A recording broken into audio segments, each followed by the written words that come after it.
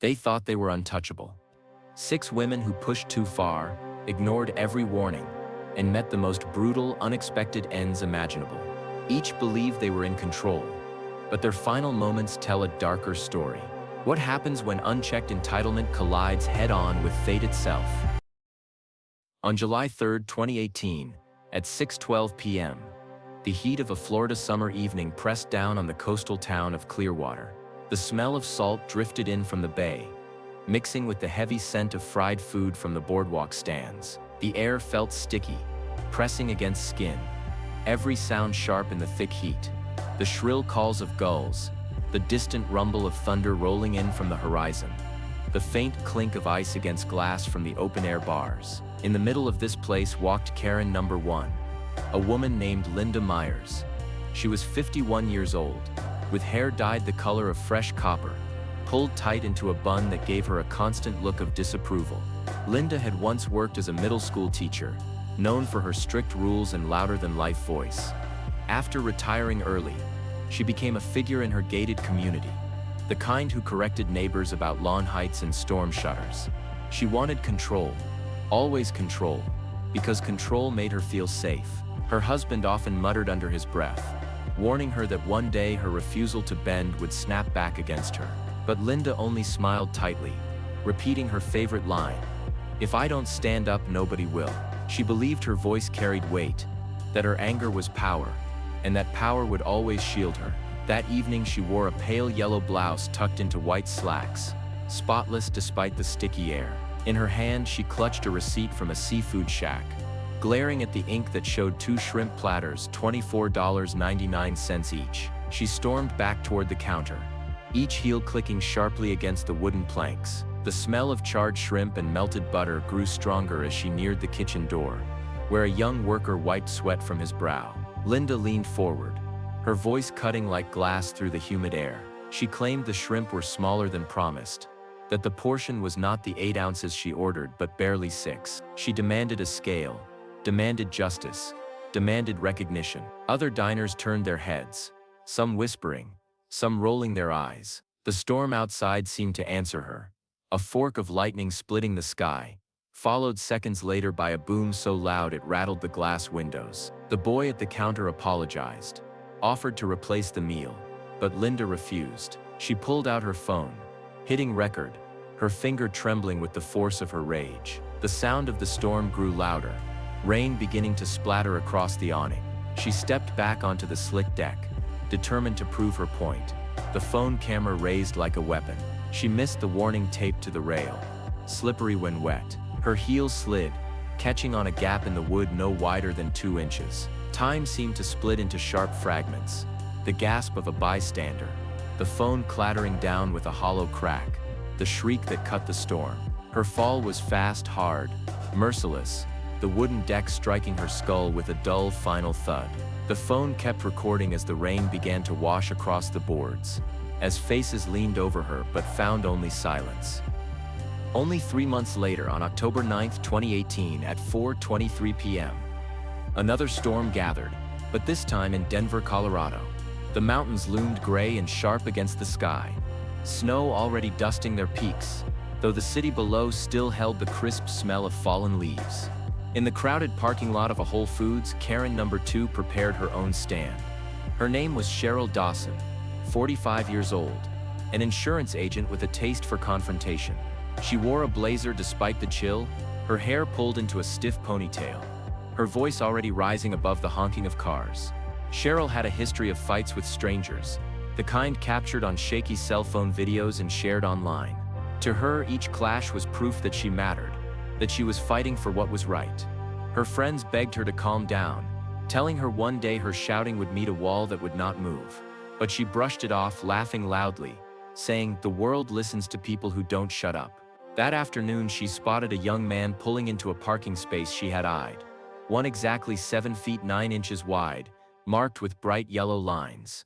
She cut her SUV across the lane, blocking him, leaping out with keys jangling in her fist. The smell of gasoline and autumn leaves hung in the air. Her voice rose, each word sharp as a slap, accusing, demanding, refusing to back down. At first, people laughed nervously, some shaking their heads.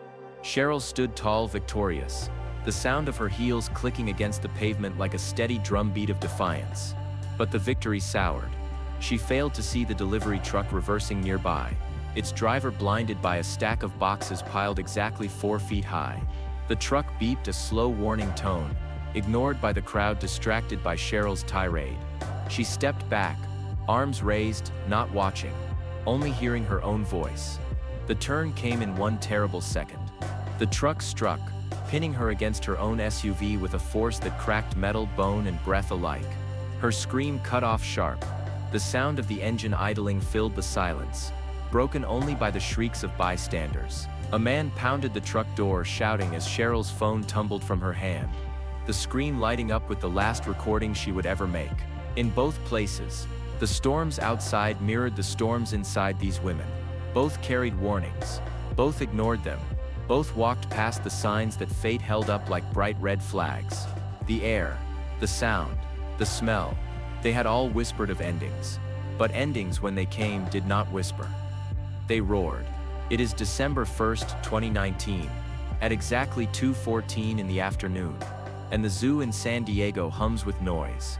Children laugh, birds squawk from tall cages, and the warm smell of popcorn and roasted peanuts drifts on the breeze. The sky above is a bright blue streaked with faint wisps of cloud, but the air holds a sharp bite, as if warning of something not yet seen.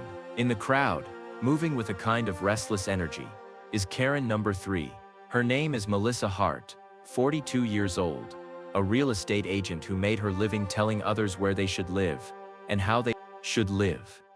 Her voice always carried the weight of command, and her friends said she had never learned the meaning of the word no.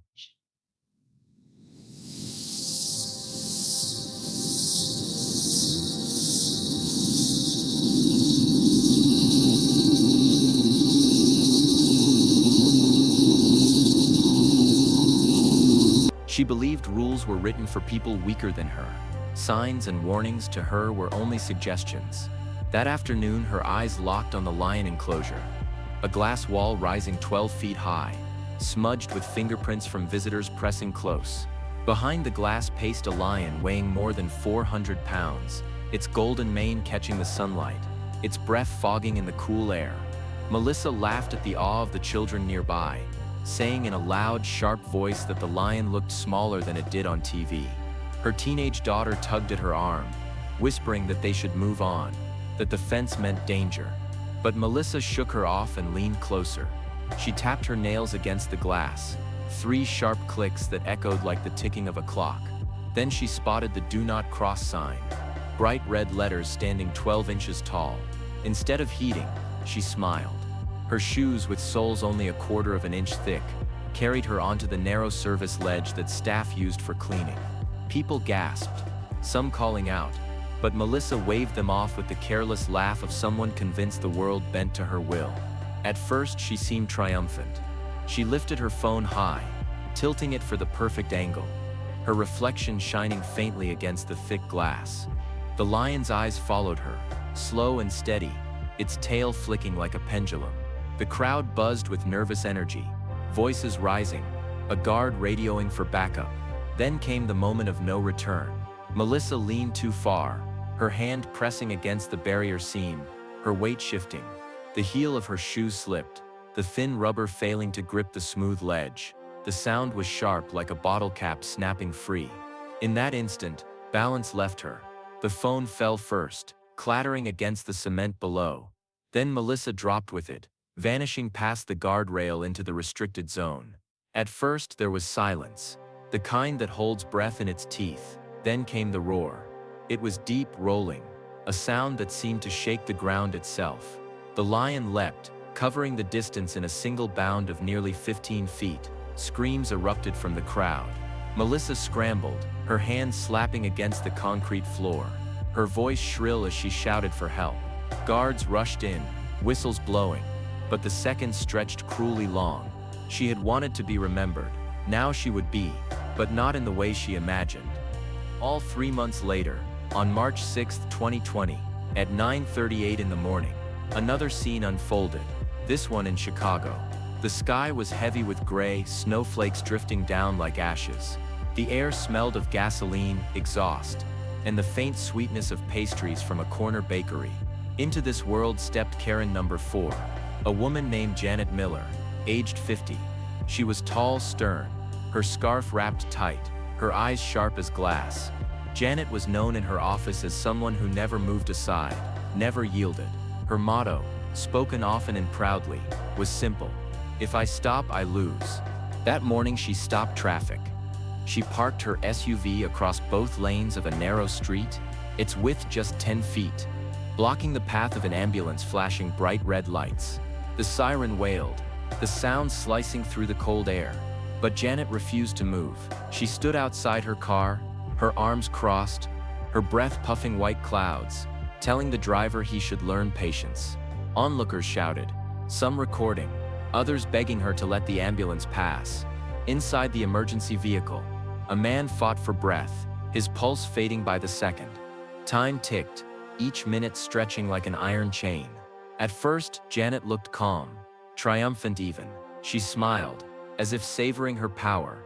The way the ambulance's engine rumbled in frustration, snowflakes melted on her coat, dripping cold lines down her sleeves. Then the shift came. She began to clutch her chest, a sharp pain spreading like fire. Her breath grew shallow, her vision blurred, and her legs buckled. She fell against the hood of her car, sliding to the frozen pavement with a thud that rattled her teeth. The cruel twist was instant. The very ambulance she had blocked was the one she now needed. People screamed for help, waving, pounding on the ambulance windows. Medics rushed out, lifting her, but the delay had already stolen precious seconds. Her face turned pale, her eyes wide, and her voice whispered only once, "Wait, help me." But help came too late. The sound of the siren rose again, higher, sharper, echoing against the gray buildings, as if mocking the woman who thought time bowed to her. Both Melissa and Janet had believed the world was theirs to command. One faced the wild, ignoring the laws of nature. The other faced the city, ignoring the laws of man. Both ignored the warnings written in bright red. Both stepped past the point of no return, and in the space between defiance and fate, both discovered that power, when tested, was only an illusion. It is July 17th, 2020, at exactly 5:41 in the evening, and the heat over Phoenix feels like an open oven. The air shimmers above the asphalt, the smell of gasoline mixed with the sting of burnt rubber rising sharp into every breath. The sound of cicadas drills steady and loud, a rhythm that matches the pulse of the city. In this place, stepping into her final story, is Karen number 5. Her name is Donna Pierce, 53 years old, once a bank manager, now living on her own in a quiet subdivision. She had built her life on control, on numbers that always lined up, on rules she bent to fit herself. She liked the world when it obeyed her, hated it when it didn't, and she told anyone who listened that she was the kind of woman who never backed down. Her friends warned her often. They told her that rules of the road were not suggestions, that traffic laws were written in blood, that one day her games of impatience would find their end. Donna brushed it off with her sharp laugh, shaking her head as if their fears were nothing. She said, "I drive the way I live, fast, strong, in control." Her SUV, a steel gray machine weighing more than 4,500 pounds, became her throne. She loved its hum, the low growl when she pressed the gas, the power that made her feel untouchable. That night she stood at a gas station on the edge of town, sweat trickling down her back, the faint smell of fried food drifting from the convenience store. A storm gathered in the far distance, lightning flashing thin white lines across the purple horizon. She argued with a worker over the price of a drink, her voice rising, her phone in hand, to capture what she called proof of cheating customers. The minutes ticked, 5:44, 5:46, 5:49, her anger climbing with each second. At last, she stormed outside, slamming the SUV door so hard the sound rang like a gunshot. At first, it seemed like just another night.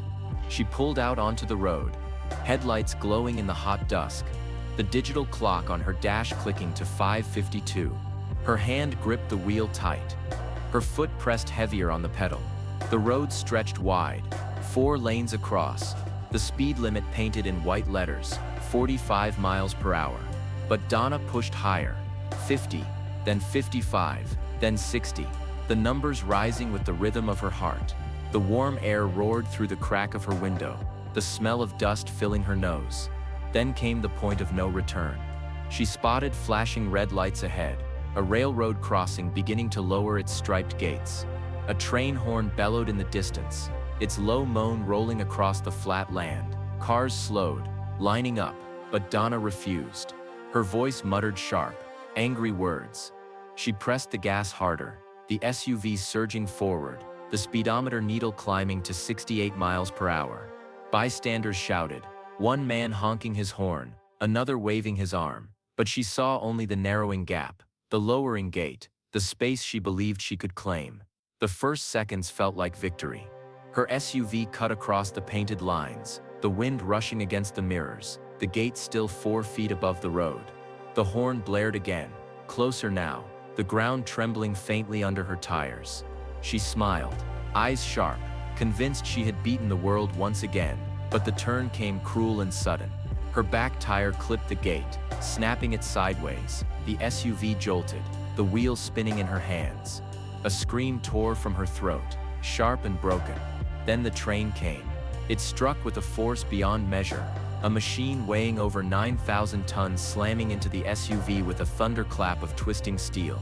The sound was like mountains colliding, glass shattering into a storm of shards, metal tearing into ribbons.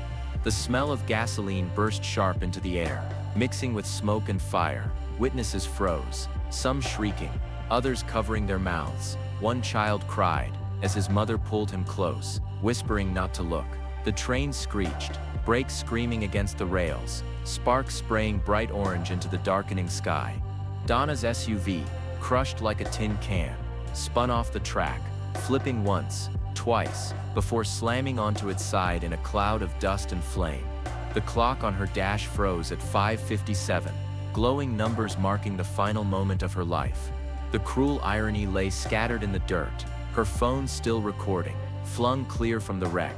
Its camera faced the sky, capturing the storm breaking open above.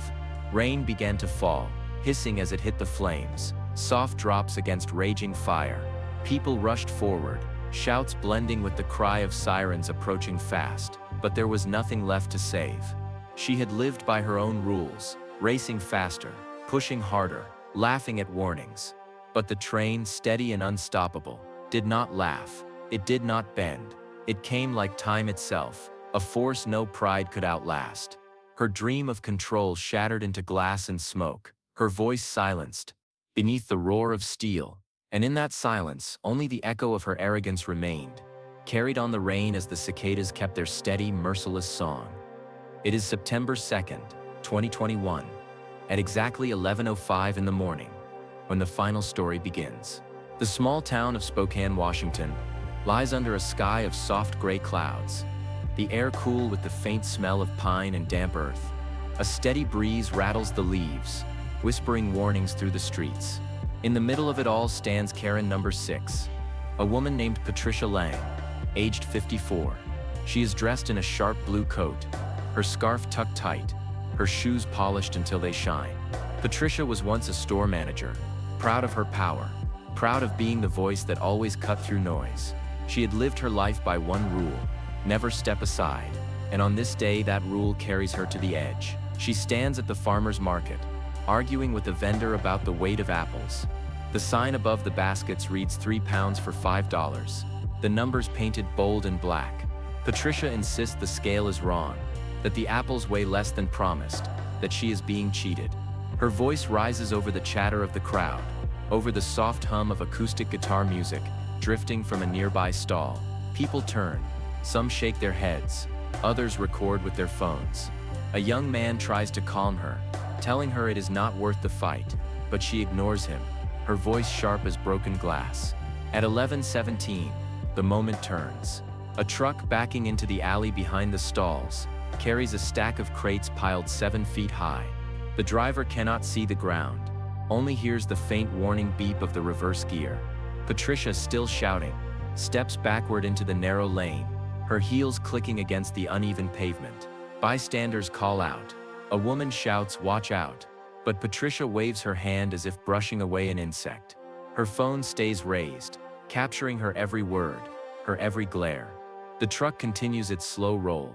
The crates rattle, the engine hums. Patricia does not look. At 11:18, the weight of steel meets flesh. The thud is sickening, low, final. She falls beneath the shadow of the crates, her phone spinning free, the glass shattering across the stones. The air fills with screams, with the acrid smell of oil, with the frantic shouts of the driver slamming on the brakes. People rush forward, but it is too late. The aftermath spreads like ripples in water. News reports call it a tragic accident, time-stamping her death at 11:21 a.m. Yet online, the story twists, joining the chain of others before her. Linda on the boardwalk, Cheryl in the parking lot, Melissa in the lion's den, Janet in the street, Donna at the tracks. 6 women, 6 warnings ignored, 6 endings no one expected. Their names spread across forums, whispered in comments, retold in videos that mix pity with scorn. Each becomes a symbol of what happens when pride blinds the eyes and deafens the ears. Shops in Spokane now paint their warning signs larger, letters a full foot tall, bold red against white. Farmers talk softly about the woman who would not listen, about how her story changed the way they guide crowds. Parents point to the lane where she fell, telling children, "This is why you must pay attention." Her legacy is not the strength she wanted remembered, but the silence she left behind. As the market reopens the next week, the breeze still rattles the leaves, carrying the faint smell of apples and earth. The same sounds remain, the hum of music, the murmur of voices, but the shadow of Patricia's fall lingers like a faint stain no rain can wash away.